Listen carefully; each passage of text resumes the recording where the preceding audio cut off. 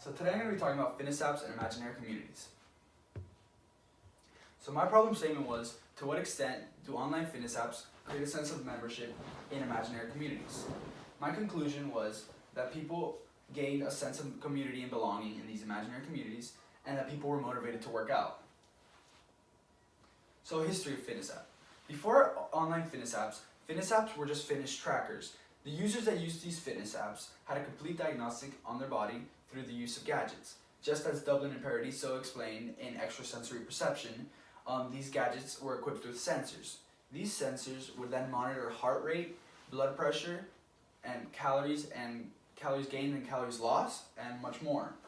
Because of this, people had no motivation to work out. These fitness apps were just numbers.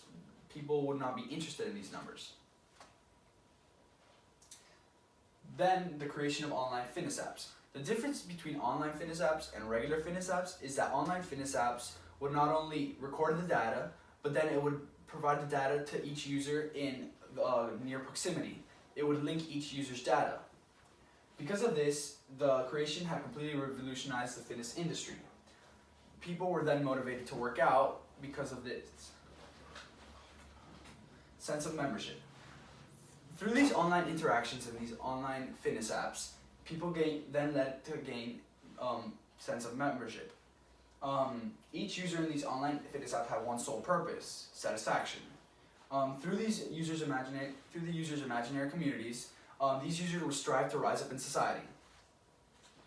The main reason they strive to rise up in society was through the gamification process. Gamification is the application of typical game-like elements into a regular app to promote something.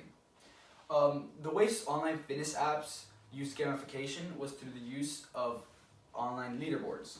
The more someone would work out, the more points they'd gain through the apps. And these points would then go on a leaderboard, and everybody in close proximity would be able to see who's the best and who's the worst.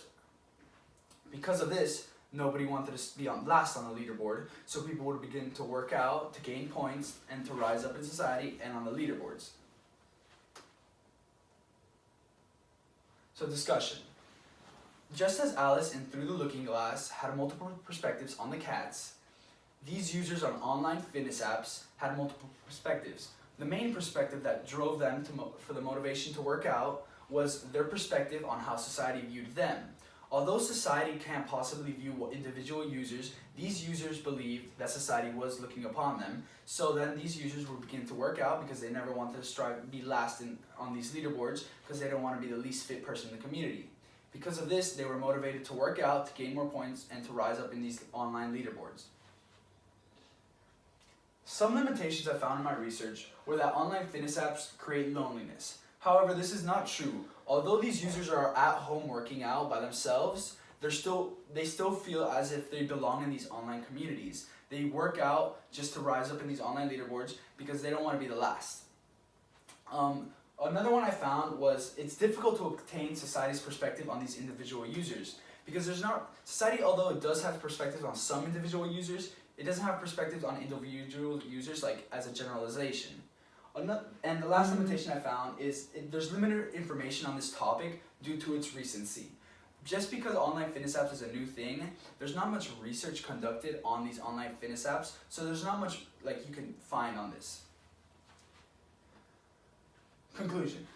So my conclusion was that with the creation of online fitness apps, people's data was linked together, and because of this link, there was a sense of, people began to gain a sense of membership in imaginary communities that they created themselves. Each user had a different imaginary community because there was no community actually formed.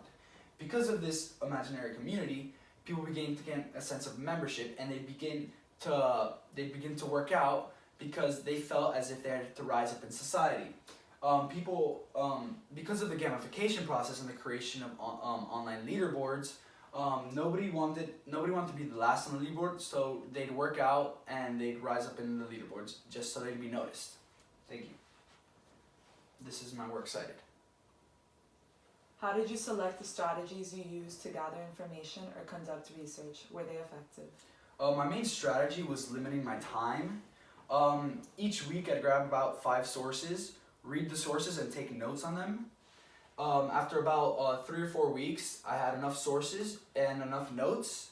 So these notes, I would then look back at them, and I was able to like piece them together to write my paper. And they were quite effective because I finished my paper on time and no stress.